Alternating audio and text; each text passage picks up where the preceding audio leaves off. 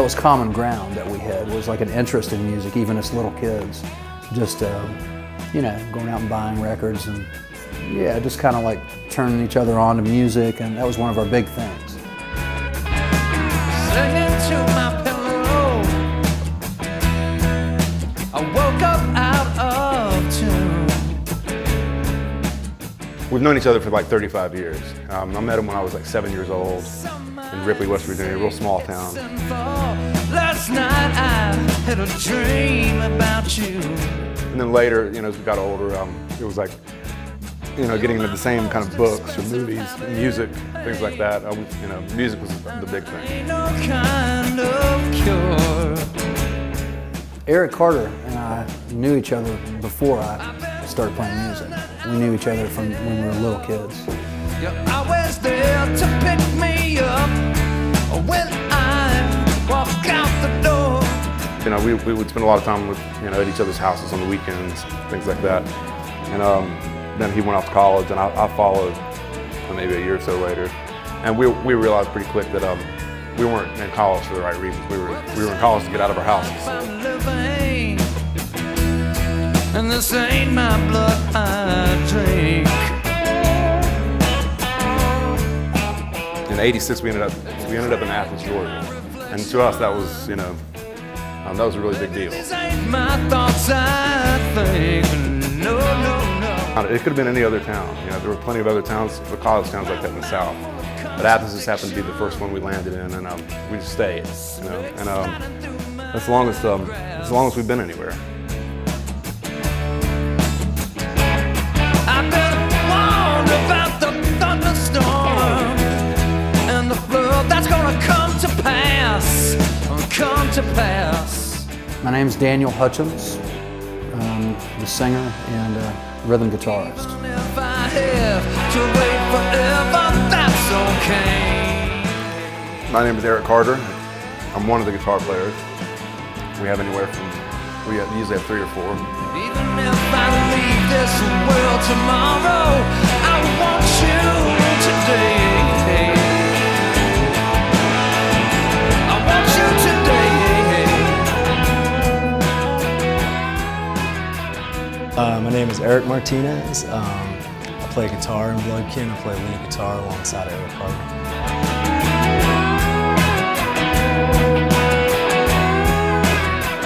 I've been living out here in Colorado for about 6 years now. And I've been playing with Bloodkin officially since 2005. Wicked, sweet, and strong. You know, going to widespread Panic shows and stuff like that, Bloodkin's played, you know, countless post-Panic shows, so I started seeing them that way and noticing the songs, you know, going to the widespread Panic shows, and just developed a deep admiration for the songwriting and, you know, just the band itself. And it's filled with holes and thieves. Got the opportunity to open for Bloodkin post-Panic at B.B. King's Blues Bar in New York way back when. Ain't that a shame?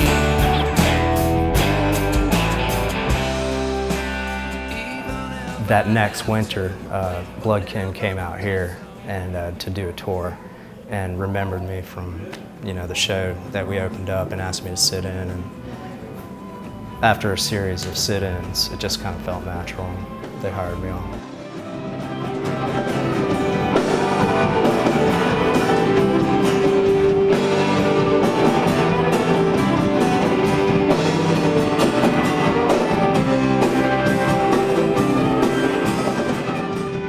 David Nickel, I play the bass guitar, and I started playing with Bloodkin. It was the winter of 2004.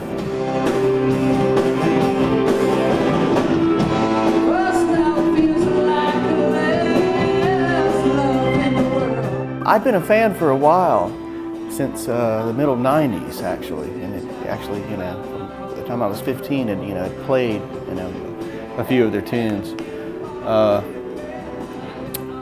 But that came about because I had heard they were probably going to look for another bass player that could actually do more touring. And That was in the summer of 2003, I think. And so I kind of got excited about it and started kind of boning up on some tunes. And a good friend of mine was playing drums, so he kind of got me in there.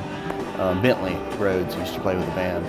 So just went and auditioned, and it kind of happened for me.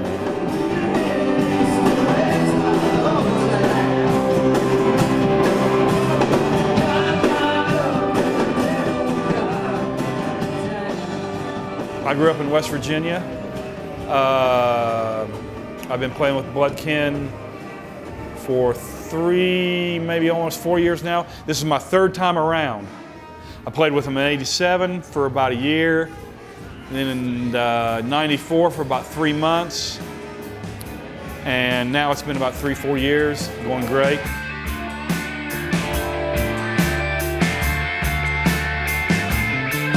Now my girlfriend was standing on second base, and must be 100 in the shade. Me and my buddy, we don't mind sweating it out. We're gonna clean up on a Gatorade. I was sitting in the Georgia bar, actively looking for something to do because I'd been kind of laying fallow for about 5 years. And I was looking to get back into it and do something really cool. And Danny was recording his second solo album. And so I got in on that for about 3 tracks. And 2 of the tracks was this band, us, Martinez, and everybody. And that just, it just went on into that.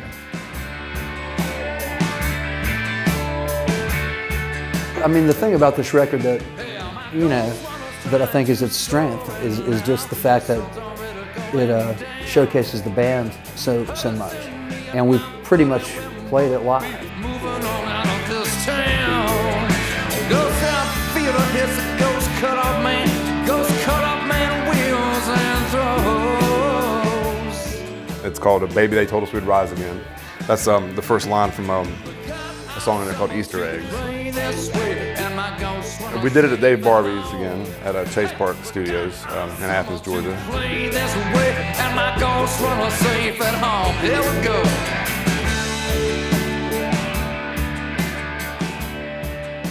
Had gotten rough demos from Danny of some songs he was working on, and basically learned the tracks pretty much right there on the spot before we recorded them.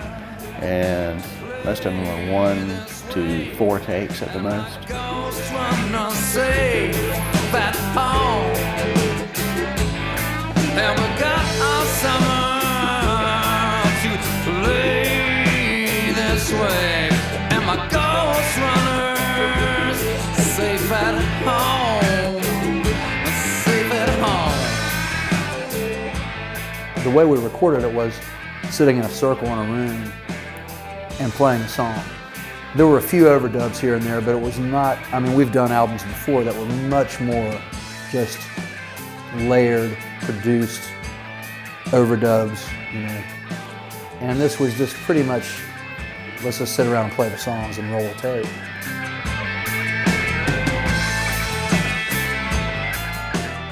I guess it was a few weeks in the studio, but it's one of the best times of my life.